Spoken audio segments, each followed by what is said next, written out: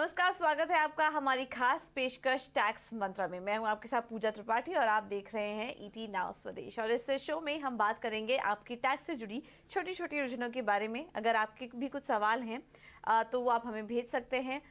हमारी mail ID लगातार आपके स्क्रीन पर फ्लैश होती रहेगी, उसके जरिए आप अपने सवाल हमसे पूछ सकते हैं। और हमारी कोशिश रहेगी कि आपके जो भी प्रॉब्लम्स हैं, टैक्स से जुड़ी जो भी समस्याएं हैं, वो हम आसान भाषा में आपको समझाने की कोशिश करें। चलिए अब आज के शो की शुरुआत करते हैं और हम देखते हैं कि अक्सर हमें वेतन और बैंक में जो रखे हुए पैसे हैं उसमें ब्याज मिलता है, उसके रूप में हमें आमदनी होती है। और इस पर आईटीआर भी हम फाइल करते हैं, जिसको आईटीआर फाइल करना उन पर आसान काम है। और हम इस पर काफ़ी सारे शोज भी कर चुके हैं, काफ़ी सारी चर्चा कर चुके हैं कि आईटीआर किस तरह से फाइल की जानी चाहिए। लेकिन बहुत से टैक्स पेयर्स ऐसे हैं जिनको कि दूसरे तरीकों से भी आमदनी होती है। अब उस पर आईटीआर कैसे फाइल करें, क्योंकि आईटीआर फाइल करने के सब जगह अलग अलग नियम होते हैं। कुछ जो हमारे टैक्स पेयर्स हैं वो शेयर में भी कारोबार करते हैं, शेयर में ट्रेडिंग करते हैं, तो उनको कैपिटल गेन भी होता है उसमें। और कुछ टैक्स पेयर्स ऐसे हैं जो कि एफएनओ में ट्रेड करते हैं। अब उनके लिए कौन सा आईटीआर फॉर्म बेहतर है? एफएनओ में अगर आप ट्रेड कर रहे हैं तो उस इनकम को किस तरीके से ट्रीट करना चाहिए, इसको लेकर भी अलग अलग नियम है। तो वो आज हम समझने की कोशिश करेंगे और इसमें हमारी मदद करेंगे जाने माने टैक्स एक्सपर्ट सुजीत बांगर, जो कि फाउंडर हैं टैक्स बडी से। Sujeet ji, thank you so much ET now Swadesh को समय देने के लिए। तो एफएनओ की हम बात कर रहे थे, जिसमें कि ये मार्केट से जुड़ी चर्चा हो रही है आज। और एफएनओ में हम देख रहे हैं कि अब धीरे धीरे काफ़ी रिटेल पार्टिसिपेशन बढ़ गया है, काफ़ी ज़्यादा वॉल्यूम जो है वो एफएनओ के जरिए आता है, तो हमारे काफ़ी सारे दर्शक इसमें ट्रेड करते हैं। लेकिन अब ये समझना चाहेंगे, क्योंकि अमूमन लोगों को ये पता है कि एफएनओ में पैसा लगा रहे हैं, शेयर मार्केट में पैसा लगा रहे हैं, तो उसके ज़रिए जो भी मुनाफा या जो भी उनको इनकम हो रही है तो वे कैपिटल गेन की तरह देखते हैं। बट हमने ये भी सुना है कि इसको बिजनेस इनकम की तरह ट्रीट करना चाहिए। और इसको आईटीआर, इसको जो फाइल करने का तरीका भी है, इसको अगर आईटीआर में आपको दिखाना है तो वो तरीका भी अलग है। तो वो आप हमें समझाइए कि एफएनओ से होने वाली जो आय है वो किसके अंडर आती है और इसको क्या बिजनेस इनकम की तरह ट्रीट करना चाहिए, इस पर आप हमें थोड़ी क्लैरिटी दीजिए। हाँ पूजा, फ्यूचर्स एंड ऑप्शंस ट्रांजैक्शंस जो होते हैं उसके बारे में कंफ्यूजन बहुत है। रीजन ये है कि कॉमन मैन जो शेयर मार्केट में या हम्म। म्यूचुअल फंड में जो इन्वेस्ट करता है, कॉमन मैन, वो हम्म। जनरली इन्वेस्टमेंट सॉर्ट ऑफ होता है। मतलब वो काउंट करता है शॉर्ट टर्म या लॉन्ग टर्म गेन के हिसाब से। ट्रेडिंग करने का इंस्टेंसेस बहुत रेयरली आता है। जब कोई जी। स्टार्ट करता है तो कोई इन्वेस्ट करता है इन शेयर्स में या कोई म्यूचुअल फंड में। जब वो सेल करेगा तो वो एक तो लॉन्ग टर्म कैपिटल गेन में आ जाएगा या शॉर्ट टर्म कैपिटल गेन में आ जाएगा, जी। अनलेस कोई स्पेसिफिकली ट्रेडिंग स्टार्ट करे तो बात हम्म। अलग है। हम्म। तो इसके कारण एक कंफ्यूजन ये होता है कि मैं अगर फ्यूचर्स एंड ऑप्शन में ट्रेडिंग करूंगा तो उसका टैक्सेशन इम्पैक्ट कैसा आएगा। कुछ लोगों को लगता है वेदर ये कैपिटल गेन में काउंट होगा क्या, कुछ लोगों को हम्म। लगता है कि ये अगर स्पेकुलेटिव इनकम करके ट्रीट होगा क्या, या हम्म। फिर उसके लिए कोई स्पेशल रेट ऑफ टैक्सेशन है क्या। ये सारे कंफ्यूजन प्रिवलेंट है। Right. Actually futures and options is एक बहुत ही सिंपल है इसका taxation. Hmm. As on today के लॉ के पोजीशन के हिसाब से फ्यूचर्स एंड ऑप्शंस के जो ट्रांजैक्शंस है उनको नॉर्मल बिजनेस ट्रांजैक्शन करके कंसिडर किया जाता है। इसको कोई हम्म। स्पेकुलेटिव ट्रांजैक्शन नहीं कंसिडर किया जाएगा। और इसका जब टैक्स फाइलिंग आता है तो टैक्स फाइलिंग आपको इसका नॉर्मल बिजनेस इनकम करके आपको इसका टैक्स फाइलिंग करना है। जी। सुजी जी, जैसा कि हम बात कर रहे थे कि अब धीरे धीरे हम देख रहे हैं कि काफ़ी सारे रिटेल निवेशक बाजार में अपना उनका रुझान बढ़ रहा है, वो एंट्री ले रहे हैं और एफएनओ के ज़रिए बहुत वॉल्यूम्स आते हैं। अब ऐसे में हम समझना चाहेंगे कि अगर कोई सरकारी एम्प्लॉय है, क्योंकि इससे जुड़ी जो इनकम है वो आपने कहा कि वो बिजनेस इनकम की तरह ट्रीट की जाती है और उसके लिए अलग से आईटीआर फॉर्म भी फाइल करना पड़ता है। तो इस केस में अगर कोई सरकारी एम्प्लॉय है तो वो क्या करे? देखिए, मैं before starting tax body I was into Indian revenue service. तो 12-13 साल हम्म। मैंने आईआरएस में था, तो मैंने ये गवर्नमेंट सर्विस का एक्सपोजर लिया है। ओके। गवर्नमेंट सर्विस में क्या होता है, वेदर इट इज अगर वो सेंट्रल गवर्नमेंट हो या स्टेट गवर्नमेंट हो, यू कैनॉट डू बिजनेस। तो बिजनेस के लिए हम्म। रिस्ट्रिक्शंस होते हैं। एग्जैक्टली। नाउ फ्यूचर्स है, इसलिए आप अगर कोई शेयर्स में इन्वेस्ट कर रहे हो वो इन्वेस्टमेंट है, इन्वेस्टमेंट तो हम कर सकते हैं बट हम्म बिजनेस हम नहीं कर सकते। तो हम्म एफएनओ का अगर हम ट्रेडिंग कर रहे हैं तो ऑब्वियसली वो बिजनेस इनकम करके काउंट होने वाला है, हम्म राइट। तो इसके ऊपर सिंपल है, अगर कोई गवर्नमेंट सर्वेंट है या पीएसयू का एम्प्लॉय है तो हम्म आपको आपके एचओडी को, आपके हेड ऑफ डिपार्टमेंट को इंटीमेट करना है और उनसे आपको हम्म परमिशन लेना, क्योंकि उससे कोई झंझट ना आ जाए, क्योंकि ये इनकम बिजनेस इनकम है और हम्म कोई भी गवर्नमेंट सर्वेंट बिजनेस करने के लिए अलाउड नहीं है। तो ये being it transaction into share market, it is not like कोई अगर दुकान चालू कर रहा है या कोई अगर कोई फैक्ट्री चालू कर रहा है, ऐसा नहीं है। तो इसलिए हम्म आपको आपके एचओडी से परमिशन लेना पड़ेगा, इंटीमेशन करण करके परमिशन लेना पड़ेगा और तभी आपको ये एक्टिविटी स्टार्ट करना इज एडवाइजेबल। ठीक है, तो अगर आप सरकारी एम्प्लॉय हैं तो इस बात का खास ख्याल रखिए कि अगर आपको मार्केट में इंटरेस्ट है, आपको एफएनओ में ट्रेड करना है, तो ये जानकारी आपके लिए बहुत अहम है, बहुत ज़रूरी है। परमिशन ले लीजिए, अपने ऑफिस में बात करिए और जो भी रिक्वायर्ड परमिशन है, अप्रूवल है, वो लेकर आप एफएनओ में ट्रेड करिए if you are an government employ. अब मैं सैलरी क्लास हूँ और मैं एफएनओ में भी ट्रेड कर रही हूँ, तो इस केस में मुझे कौन सा आईटीआर फाइल करना चाहिए, इस पर भी क्लैरिटी दीजिए। देखिए, मेरा इनकम सैलरीड है तो मुझे हम्म आईटीआर 1 फाइल करना है। मुझे सैलरीड के साथ अगर मैं कोई इन्वेस्टमेंट करके मुझे कोई कैपिटल गेन आ रहा है तो मुझे आईटीआर 2 फाइल करना है।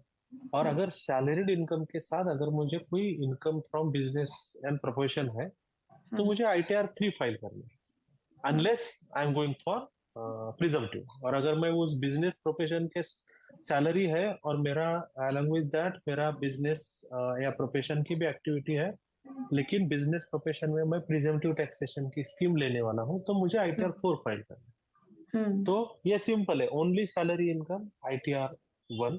सैलरी के साथ अगर मुझे कैपिटल गेन है, बिजनेस इनकम नहीं है, प्रोफेशन इनकम नहीं है, सिर्फ कैपिटल गेन है, short term long term share market का या प्रॉपर्टी का, तो मुझे आईटीआर 2 फाइल करना है। सैलरी के साथ मुझे अगर बिजनेस या प्रोफेशन की एक्टिविटी है कि मैं कहीं पे किसी सॉफ्टवेयर कंपनी में जॉब कर रहा हूँ और अलॉन्ग विद दैट मैं कोई फ्रीलांसिंग भी कर रहा हूँ, तो मेरा जॉब जो कर रहा हूँ सैलरीड का इनकम है और जो मैं फ्रीलांसिंग कर रहा हूँ वो मेरा income from business and profession है।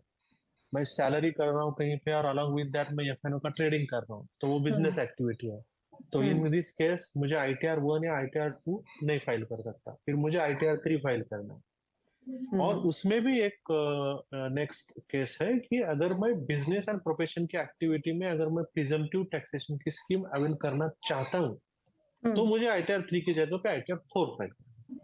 ठीक है, तो ये प्रिजम्पटिव टैक्सेशन स्कीम हमने समझने की कोशिश की। और अगर आप एफएनओ में ट्रेड कर रहे हैं तो जैसा कि वो 5 साल वाला नियम अभी सुजीत जी आपको बता रहे थे, उसका आप ध्यान रखिए।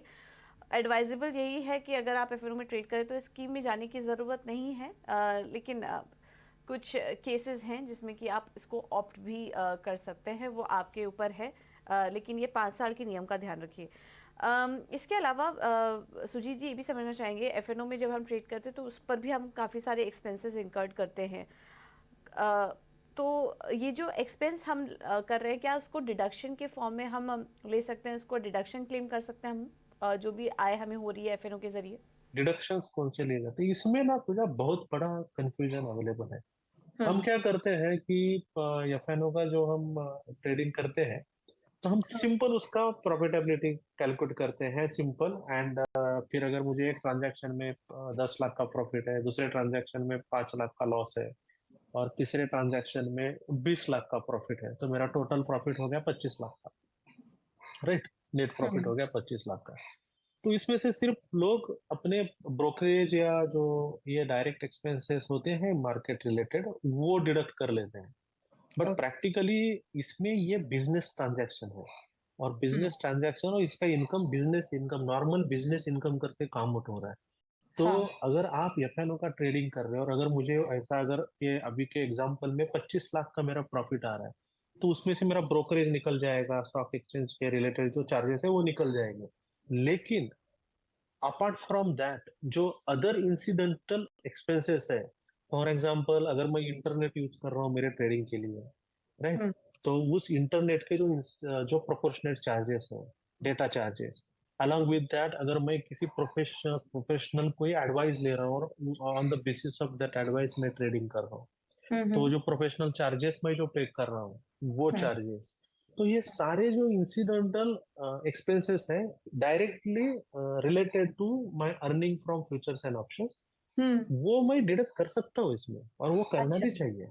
तो मेरा 25 लाख का जो टैक्सेबल प्रॉफिट है उसमें से अगर स्टॉक एक्सचेंज से चार्जेस और ये सब निकल के जाके मेरा जो अगर stock exchange related charges, brokerage etcetera अगर एक्स है, और मेरे other incidental charges like data charges, subscription to certain advisory और समथिंग, सम जर्नल और something which is directly related to my this F&O investments. Also अगर मैं F&O के लिए जो फंड यूज कर रहा हूँ वो मैंने बोरोड किया है, उसके ऊपर मैं इंटरेस्ट पे कर रहा हूँ, तो वो इंटरेस्ट भी डिडक्टेबल हो जाएगा।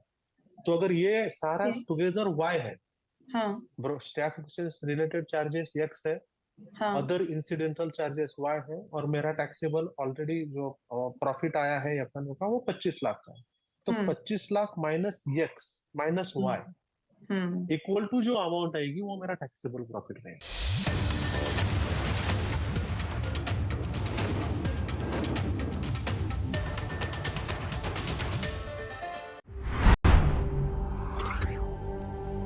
India's economic agenda is defined at the India Economic Conclave.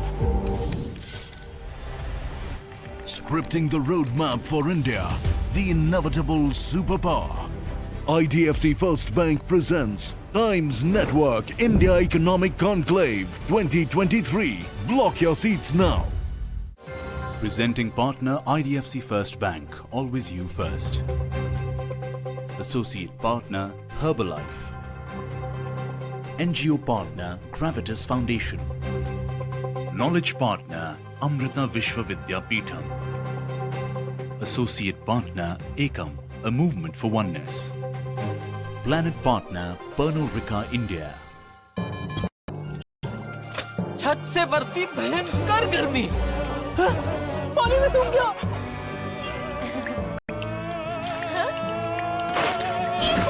है कोई सुपर सोल्यूशन? कोई super solution? Operation Baahubali 1214 launch now.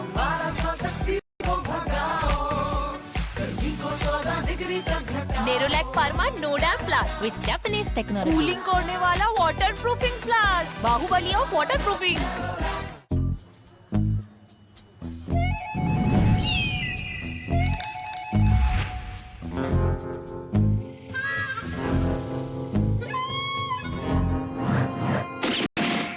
Phone पे UPI lite, buy now, crazy fast. जहां एक नॉर्मल सा मार्कर खींच देता है सच और झूठ के बीच में लकीर, जहां 3x4 के व्हाइट बोर्ड पर उभर आते हैं बड़े बड़ों के काले दाग और मिट जाती हैं गलतफहमियां सही तर्क से। उस जगह को आप क्या कहेंगे? नमस्कार, न्यूज की पाठशाला में आप सभी का स्वागत है। मैं हूं सुशांत सिन्हा। न्यूज की पाठशाला, यहाँ सबकी क्लास लगती है। बाजार की पिच पर पैसे तभी बनेंगे जब आपकी टाइमिंग हो परफेक्ट। कब करना है बाई और कब करना है सेल। निफ्टी टिका हुआ है, बैंक निफ्टी सपोर्ट कर रहा है और मार्केट के अंदर रोटेशन हो रहा है। फ्यूचर में क्या होंगे आपके कमाई के ऑप्शंस, करते हैं मुनाफे की पक्की प्लानिंग। आपके लिए लेकर आएंगे ट्रेडिंग आइडिया। मार्केट ने पॉजिटिव क्लोजिंग ही दी। दमदार एंकर्स और दिग्गज एक्सपर्ट्स के साथ सुबह 7 बजे से शाम 4 बजे तक देखिए ईटी नाउ स्वदेश। हिंदी बिजनेस न्यूज चैनल में पहली बार एक नई पहल स्टार्टअप जगत की तरफ। ईटी नाउ स्वदेश पर जानिए स्टार्टअप से जुड़े सारे के सारे ट्रेंड्स और उनसे जुड़ी हर बड़ी खबर। स्टार्टअप से जुड़ी नई सीरीज सिर्फ ईटी नाउ स्वदेश पर।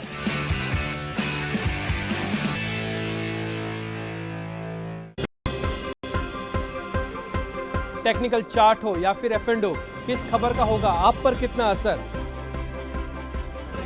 व्यापार जगत से जुड़े हुए हर मुद्दे का विश्लेषण समझिए मेरे साथ आसान भाषा में। ग्रोथ बहुत अच्छी चल रही है। बनाइए अपने ट्रेडिंग डे की बेहतर रणनीति। शॉर्ट कवरिंग से लॉन्ग में आने में समय लगेगा, इसलिए ये एक मेक ब्रेक लेवल है। 200 दिन की एवरेज के ऊपर आके हम ट्रेड करने लगे हैं। मैं डिम्पी कालरा, जुड़िए मेरे साथ सिर्फ ईटी नाउ स्वदेश पर।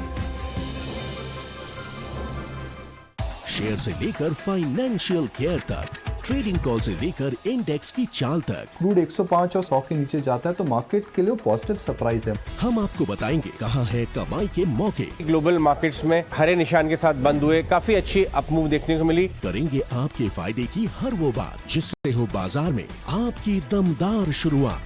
देखिए खरा सौदा हर ट्रेडिंग डे सुबह 8 से 10 सिर्फ ईटी नाउ स्वदेश पर।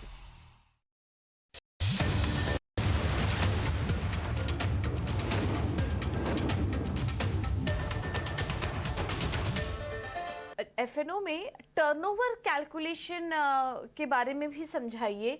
ये कैलकुलेट करना क्यों ज़रूरी है, और अगर टर्नओवर किसी को कैलकुलेट करना हो तो इसके तरीके क्या होते हैं, इसके बारे में भी थोड़ा बताइए। क्योंकि आईटीआर फाइल करते समय जो आपने टैक्सेबल प्रॉफिट की बात की, उसके लिए ये भी जानना काफ़ी ज़रूरी है कि आपका टोटल टर्नओवर, टोटल आय कितनी हो रही है, तो उसे हम कैसे कैलकुलेट करें। देखिए एफएनओ में जो वॉल्यूम होता है वो वॉल्यूम बहुत ह्यूज लगता है पेपर पे, राइट। तो उसके कारण वहां पे भी बहुत मिसकंसेप्शंस है। तो टर्नओवर कैलकुलेशन वेरी सिंपल है। आप अगर फ्यूचर्स में ट्रांजैक्शंस कर रहे हो तो आपका जो एब्सोल्यूट टर्नओवर है, जो एब्सोल्यूट प्रॉफिट है या एब्सोल्यूट लॉस है, उसका जो समेशन होता है वो आपका टर्नओवर है। जैसे मैंने आपको पहला एग्जांपल बताया कि पहले ट्रांजैक्शन में 5 लाख का प्रॉफिट है, दूसरे ट्रांजैक्शन में 10 लाख का लॉस है, राइट, और तीसरे ट्रांजैक्शन में 20 लाख का प्रॉफिट है। तो इसमें टर्नओवर हो गया 5 lakh plus 10 lakh plus 25 lakh, correct. मतलब टोटल हो गया 40 लाख। तो 40 लाख का मेरा टर्नओवर हो गया। भले ही इसमें आप प्रॉफिट कैलकुलेट करते हो कैसा होगा, 5 लाख का प्रॉफिट है, 10 लाख का लॉस है और 25 लाख का प्रॉफिट है तीसरे ट्रांजैक्शन में। तो 20 लाख का प्रॉफिट है तीसरे ट्रांजैक्शन में, सॉरी। तो टोटल मिला के मेरा प्रॉफिट हो गया 20 लाख का, लेकिन मेरा टर्नओवर हो गया 40 लाख का, राइट। तो टर्नओवर के लिए आपको absolute value of profit, absolute value of loss आपको लेनी है और उसका समेशन करना है, वो आपका टर्नओवर होगा। ऑप्शंस में जो आपके पास you are holding the options which are not at redeemed, उसका जो प्रीमियम है वो आपको ऐड करना है। अच्छा, absolute profit and absolute loss summation के बाद जो ऑप्शंस है जो आपने रिडीम नहीं किए, उसका जो प्रीमियम है वो आपको ऐड करना है। तो that will be your turnover. Okay. आप थोड़ी देर पहले ऑडिट की भी बात कर रहे थे, ये भी बताइए कि अगर मैं ट्रेड कर रही हूँ एफएनओ में तो फिर कब मुझे ऑडिट के लिए जाना चाहिए, और क्या एफएनओ ट्रांजैक्शन के लिए कोई ऑडिट लिमिट भी तय है। देखिए बिजनेस इनकम एफएनओ ट्रांजैक्शन के लिए कोई स्पेशल प्रोविजन नहीं है इनकम टैक्स एक्ट में फॉर ऑडिट। तो इनकम टैक्स एक्ट में जो प्रोविजन है रिगार्डिंग ऑडिट वो normal business and professional income के लिए, and as it is F N O का income is considered as business. तो बिजनेस के जो ऑडिट के नियम है वो एफएनओ को लागू होंगे। तो बिजनेस के नियम क्या है? नियम यह है कि आपको ऑडिट का टर्नओवर का लिमिट 1 करोड़ है। आपका अगर 1 करोड़ से ज्यादा टर्नओवर होता है तो आपको ऑडिट करना है, राइट।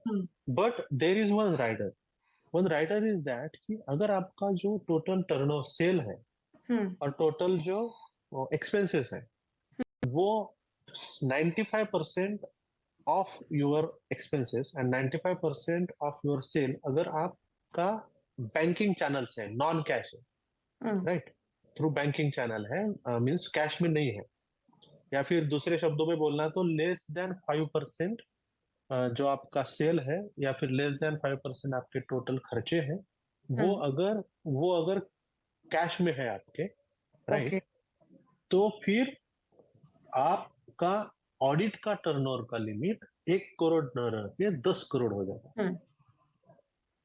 तो मैं अगर फ्यूचर्स एंड ऑप्शन में ट्रांजैक्शन कर रहा हूँ और मेरा एब्सोल्यूट जो टर्नओवर जो स्पेसिफिक मैंने बताया था कैसा कैलकुलेट करते हैं हम, absolute profit plus absolute loss, तो इनका समेशन, तो मेरा अगर टर्नओवर टोटल मेरा अगर 8 करोड़ 9 करोड़ या लेस देन 10 करोड़ है, राइट, तो मुझे ऑडिट करने की जरूरत नहीं है, क्योंकि फ्यूचर्स एंड ऑप्शन में कोई कैश में एक्सपेंसेस नहीं करेगा। सेल तो कैश में होने का सवाल ही नहीं है, क्योंकि सारे ट्रांजैक्शन तो स्टॉक मार्केट के थ्रू ऑनलाइन ही होने वाले हैं, राइट।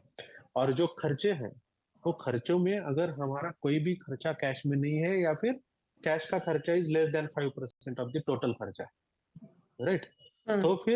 तो फिर ये 10 करोड़ का लिमिट आपको लागू होता है। तो 99% ऑफ द केसेस जो होते हैं फ्यूचर्स एंड ऑप्शन के, उसमें कैश का एलिमेंट कुछ भी नहीं होता। अगर हो कुछ तो खर्चे में हो सकता है, सेल में तो हो ही नहीं सकता, राइट। और सेल में भी आपका कैश का खर्चा 5% से कम है टोटल खर्चे से, तो फिर आपको 10 करोड़ का लिमिट पड़ता है। तो फिर आपका अगर टर्नओवर अप टू 10 करोड़ है, आपको ऑडिट की जरूरत नहीं, एब्सोल्यूट। उसमें कोई भी कंफ्यूजन नहीं है आपको। लॉ, कुछ लोगों में कंफ्यूजन है आपको लॉस है तो ऑडिट करना है, ऐसा रूल कहीं पे भी नहीं है। अच्छा, लॉस, अगर आपको लॉस है, मुझे अगर 7 लाख का लॉस है या फिर 1 करोड़ का लॉस है या 5 करोड़ का लॉस है, लेकिन मेरा टर्नओवर अगर 10 करोड़ के नीचे है, तो मुझे ऑडिट की जरूरत नहीं है, एब्सोल्युटली। सुजीत जी, आईटीआर फाइल करते समय देखिए हम ये तो समझते हैं कि अगर आपको कैपिटल गेन हो रहा हो तो उसको आप कैरी फॉरवर्ड भी कर सकते हैं। इस केस में क्या करना चाहिए? अगर कोई नेट लॉस हमें हो रहा है ट्रेडिंग के समय, तो क्या उसमें आईटीआर में दिखाने के लिए कोई स्पेसिफिक टाइम लिमिट है? किस तरीके से उन लॉसेस को कैरी फॉरवर्ड करें? देखो, आपको अगर फ्यूचर्स एंड ऑप्शन में नेट लॉस आ रहा है आपको, तो आप 100% को कैरी फॉरवर्ड कर सकते हो। ये बिजनेस लॉस है, आप 100% कैरी फॉरवर्ड कर सकते हो, उसमें कोई सवाल नहीं है। Also within during that year आप वो अदर इनकम से भी सेट ऑफ कर सकते हैं, अदर देन सैलरी। आप अदर इनकम से भी, मतलब आपको कोई दूसरा बिजनेस इनकम है, राइट, और आपका एफएनओ का लॉस है, तो आप उसके अगेंस्ट वो सेट ऑफ भी कर सकते हैं ड्यूरिंग द ईयर। और या फिर अगर सेट ऑफ नहीं हो रहा तो आपको नेक्स्ट ईयर के लिए कैरी फॉरवर्ड कर सकते हैं। उसके लिए आपको सबसे इम्पोर्टेंट चीज है जो आपको फॉलो करनी, वो है कि आपका रिटर्न ऑफ इनकम जो फाइल हो रहा है वो बिफोर ड्यू डेट फाइल करना है। ओके।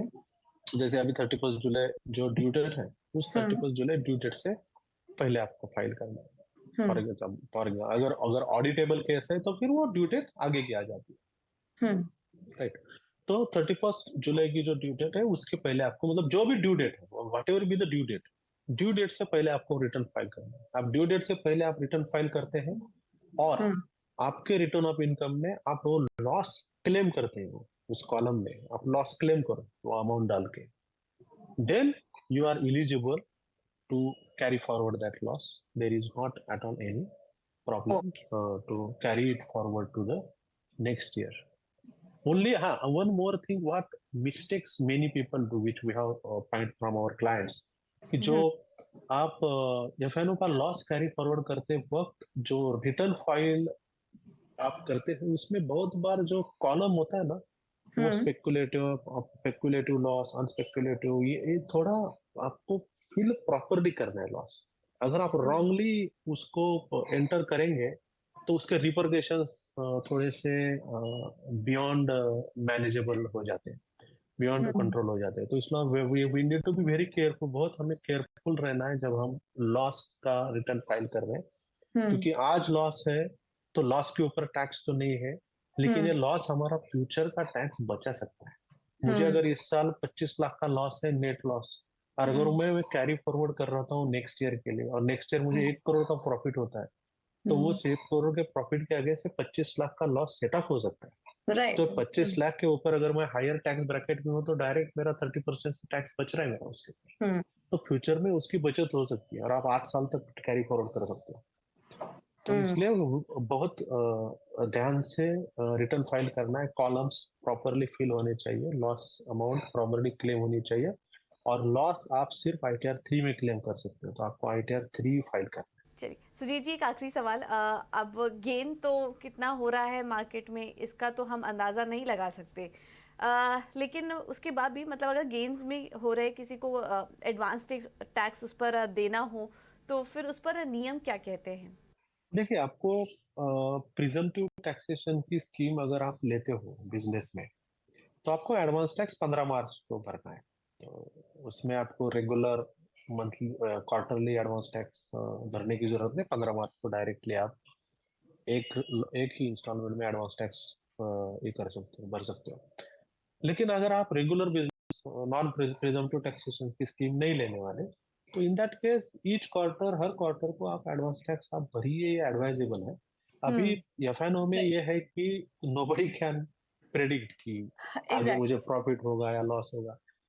लेकिन क्या है कि टैक्सेशन में ऐसा है कि अगर सपोज आपको चारों क्वार्टर में प्रॉफिट हो गया और आप पहले क्वार्टर का तो पहले मतलब सितंबर तक 2 क्वार्टर का आपने टैक्स ही नहीं भरा और वो लास्ट में भरा, तो आपको इंटरेस्ट 100% लगेगा उसके ऊपर। तो इसके लिए अच्छा है कि हमें खुद को मालूम होता है कि how we are going to be placed, एक थोड़ा सा अंदाज होता है। उस हिसाब से एक आदत लगानी चाहिए एवरी क्वार्टर थोड़ा टैक्स भरने की। तो ये अगर हम आदत लगाते हैं ना, तो ज्यादा से ज्यादा क्या होगा कि इंटरेस्ट जो आउटगो हो रहा है because of not paying advance tax और लेस पेइंग एडवांस टैक्स, वो इंटरेस्ट हम कम कर सकते हैं। और आगे जब जब जब प्रेडिक्टेबिलिटी थोड़ी सी रिफाइंड हो जाएगी हमारे इनकम के बारे में, तो फिर ये लेट एडवांस टैक्स पेमेंट के कारण जो इंटरेस्ट लग रहा है वो नील तक भी आ सकता है। सबसे इम्पोर्टेंट चीज है, आदत लगनी चाहिए कि हर क्वार्टर को आपको थोड़ा सा टैक्स भी एडवांस टैक्स में पे करना है। तो ये हैबिट लगाना बहुत इंपॉर्टेंट है। इसका 2 फायदा है। एक क्या है कि आप जो इंटरेस्ट अननेसेसरी जाएगा ना वो बचा सकते हैं, और 1% इंटरेस्ट पर मंथ ये बहुत बड़ी अमाउंट है, राइट? तो ये इंटरेस्ट जो है ना वो पहली चीज है कि बचा सकते हैं। और दूसरा मुझे लगता है कि सबसे important another reason which is very important, कि आप कैश फ्लो मैनेज कर सकते हो। आप एडवांस टैक्स पे करते हो तो आप कैश फ्लो अच्छी तरीके से मैनेज कर सकते हैं। नहीं तो क्या होता है, मार्च के महीने में अचानक खड्डा आ जाता है, पूरा टैक्स एक तो इंटरेस्ट भी जाएगा और कैश फ्लो भी डिस्टर्ब हो जाएगा। जी। तो इसलिए डेफर्ड टैक्स पेमेंट लॉ है वो बात अलग है, लेकिन विदाउट लॉ भी कैश फ्लो मैनेजमेंट के लिए deferred tax flow would have been better. यहाँ तो आप एडवांस टैक्स पे करते हो तो इंटरेस्ट भी बचा सकते हो। ठीक है, तो एज अ हैबिट आपको एडवांस टैक्स देना चाहिए, ज़्यादा इंटरेस्ट पे करने से बचने के लिए, और ज़्यादा से ज़्यादा कैश फ्लो आपका कैश आउटगो ज़्यादा ना हो उसको प्रोटेक्ट करने के लिए, ज़्यादा ब्याज देने से बचने के लिए आपको एक हैबिट बनानी चाहिए कि हर क्वार्टरली आप अपना एडवांस टैक्स देते रहें। तो चलिए इसी नोट के साथ सुजीत जी बहुत बहुत धन्यवाद आपका आज इस चर्चा में हमारे साथ शामिल होने के लिए। उम्मीद करते हैं कि इस चर्चा के जरिए काफ़ी सारे दर्शकों को मदद मिली होगी जो कि एफएनओ में ट्रेड कर रहे हैं। बहुत बहुत धन्यवाद आपका। चलिए फिलहाल इस शो में इतना ही, लेकिन खबरों का सिलसिला आगे भी जारी रहेगा। मुझे दीजिए इजाज़त, नमस्कार।